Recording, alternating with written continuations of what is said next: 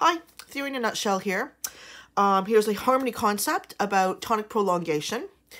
And that means, like, instead of just having two of the same chords, same tonic chords right beside each other, there's something you can do to change some of the notes that just give it a little bit of interest.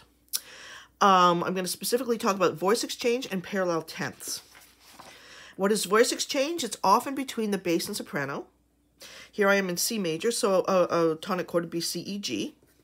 Okay, so we've got C, C, E, G, doubled root, and in the root, of course, at the bottom, in the bass, excuse me, we have the root. Going to a 1/6 chord, that's going up to the third, right? The first inversion chord always starts on the third in the bass. So wherever that third is in this first chord, which is right here, the E, it's going to go down to the root. Okay, so the bass is a given. You've got the root going up to the third. You find the third, you put it down to the root, and the other two voices stay the same.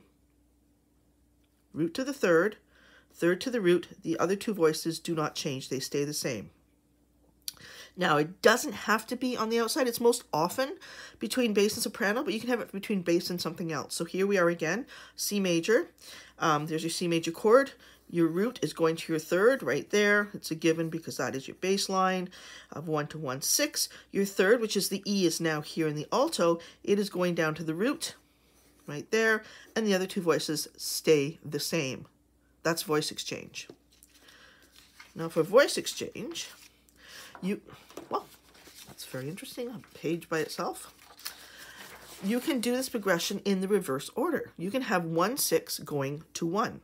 Now I'm in D major. Thought I'd switch it up a little bit.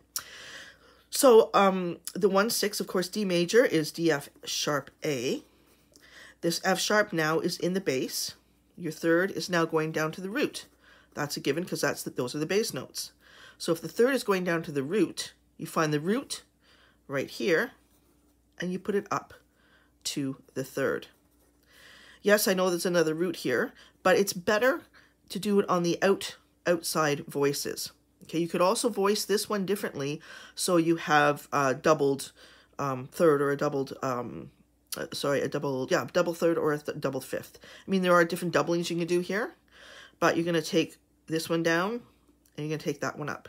Can you choose this one to go up? You can. Now here, voice exchange works for other chords as well. All right, so here we've got 4 of D major, so that's G, B, D, and this I kept it in first inversion going to root. So we have a B right here going down to the G, so the third going down to the root. We find the root, which is G, going up to the third. The other two voices stay the same. All right, again, there's a G here. I could have gone up to the B there, but it's best if it's on the outside voices. Or you can choose to double something different. It all depends what's before it as well, too, right? In the voice leading process. Now, parallel tenths must happen between the bass and soprano. So that means the outside voices are moving in parallel tenths, these two voices here. The bass here, 1 to 1/6, we're back to C major.